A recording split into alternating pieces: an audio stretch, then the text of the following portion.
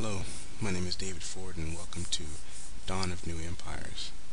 So this is the first mod, or scenario I should call it, that I've ever made for Civ 3, and I wanted to host it on YouTube. Before I actually play it, I wanted to talk about the scenario that I've made. First, I wanted to admire the map. Looks very nice. Wanted to pat myself on the back. Nice design. Okay. So the first thing I wanted to say about the scenario, for those of you that will be playing it, is I made no modifications to the units, the hit points, the movements. Everything's the same. Just as if you were going to boot up a normal game, I've made no changes whatsoever. Everything that I've changed has been cosmetic, as far as the names of the cities and names of statue improvements, which I think I've only changed one improvement, so it's not anything mysterious. You'll be right at home, right out the box, playing this scenario. So I've given every civilization a new name with a new leader, but just for reference, so it's easier to understand what I'm trying to do with this scenario. I'll refer to every civilization by the group or culture that they're supposed to represent. So I'm looking at your screen here. I'm sure you've noticed that I have Madrid, Rotterdam, Paris, London. So you're noticing a hodgepodge of different European cities. So this group right here, referred to as the Empire in the game, represents the Americans, the Europeans. This group here, if you have a good eye, you can see the kind of desertish landscape with Medina, Babylon, Mecca. These represent the Arabs. They're known as the Marid in the game. Over here in the east, Delhi, Seoul, Bombay, Beijing. This represents the Asians.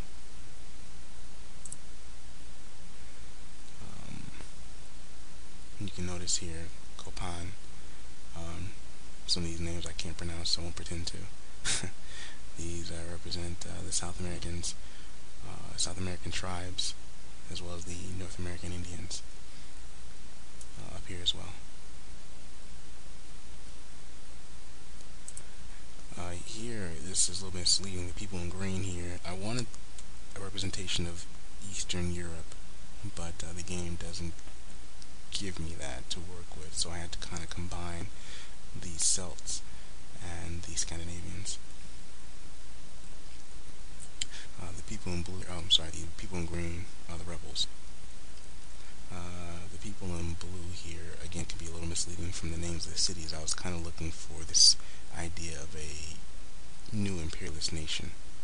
So I have America, I have Rome, and I have Greece. So that's what I was shooting for. I was thinking of Alexander the Great, and obviously Rome is a great imperialist empire, and so is America. And I also threw in the Byzantinians as well, just for the fact of the Draman.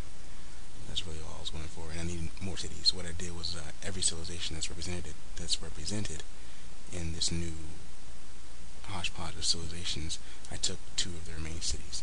So if you notice, Athens and Sparta, New York and Washington, Rome and the other ones up there. So two cities. That's why you get the size. I want to kind of make them relative to the nations that are represented. That's why the rebels only have 2 or 4 cities. There's only 2 civilizations. Excuse me. There's only 2 civilizations present. And you have the nationalists, which represent the African cultures. Alright, so that represents the African cultures. Again, they're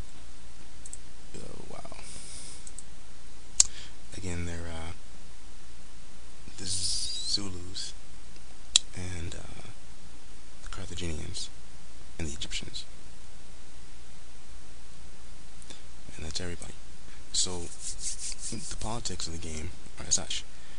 The Europeans and the Americans are in a locked alliance, just from the fact that they share a common imperialist, ideology. So I made those two friends. They're in a locked alliance. And the for this side of the world, the western side of the world, is that the rebels and the nationalists used to be part of the United Imperialist States. That's the name of the civilization run by Ronald Reagan. And what's good for the Imperialists is that they have all the strategic resources needed for the game. This game is only 150 turns, and gunpowder is not in the game. No one will ever progress past chivalry. That's as far as anyone's allowed to go. So they have their iron, and they have horses. They're set. They don't need anything else. They're good on the military front. But what the rebels provided for them were luxuries. Underneath all the soldiers are furs, silks, and wines.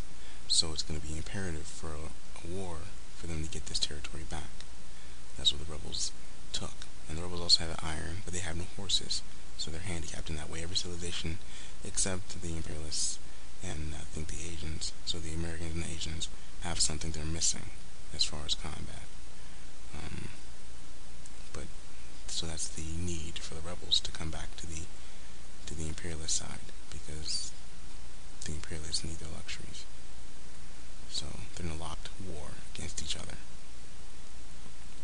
So on the side, the other colony that was owned by the Imperialists, the Pan-Nationalists. And the Pan-Nationalists are rich, as in Africa is rich in resources. They have gems, iron, gold, ivory, spices, things like that. So that's another luxury state that's been lost by the Imperialists, and they're getting that back. And so that's another locked alliance, or a locked war. And I made the rebels and the Pan-Nationalists in a locked alliance, so they're working with each other to defeat the Imperialists. And in the center of the world, the Europeans are in a locked war against the Arabs, and they have iron but no horses. And the Arabs have iron and horses. Yes, they do. They have iron and horses. And they have strategic luxuries outside of their borders. So that's the reason for the Europeans to go to war, because they have no luxuries. For the politics of the game, that's why. Not really necessary for you, but it's a locked war, so you have to. Nothing can be done. And on the other side of the Far East, what I enjoy about this civilization is that they have everything they need to be self-sufficient. They have the luxuries, they have the resources. All they have is barbarians all around them. And they so choose into the war. See, as Kyoto is right next to Paris, and Shanghai is bordering so they can get in the war on either side if they want, but they don't have to. Every civilization needs to be played differently. For example, if we go to those that represent South America, you see they're very entrenched by barbarians with fortresses and barricades. It's going to be a struggle to stay alive, and that's the point. When you play as the indigenous people, if I can use that term, you have to focus on staying alive, not so much trying to conquer the world. That's going to be an impossibility, as there are no seaports, there's a land mass, and I've greatly discouraged going across this. That's one of the reasons the game is only 150 turns. It's supposed to be a short battle. It's supposed to be on the verge, the dawn of a new empire by the end of 150 turns. Some small things to mention in the game. I've made every civilization, two rooks. For example, King's Rook. Every civilization has a unique unit. Well, obviously that comes with the game, but every civilization, custom civilization that I've made, has two units, only two, that come automatically with elite status. So with the Asians, I gave them the samurai, which you can build on your own, but starting out the game, you have two samurais named King's Rook, and they're elite. And vice versa for the Europeans, they have two Swiss mercenaries, elite, King's Rook. For the nationalists, I think it was two Impas, King's Rook, elite. So every unit has two elite units to work with and do with whatever everything I threw in there. That's about it to explain for the game.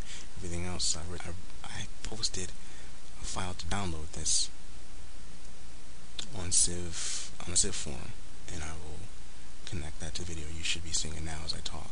And you can go there and download this scenario. It also has about 3 paragraphs just explaining some of the more politics in the game, the leader's name, the objective of each civilization. And in another video, I will be playing first as a Pan-Nationalist, and then I may play as these guys here. So it depends on how long it takes me to actually play them. Like I said, it's only 50 turns, so it shouldn't take long at all in terms of real lifetime, if I can spare the time. Thank you for watching. And if you've downloaded already, I hope that you enjoyed it. And if you haven't, I hope that you download it and enjoy it. Thank you very much.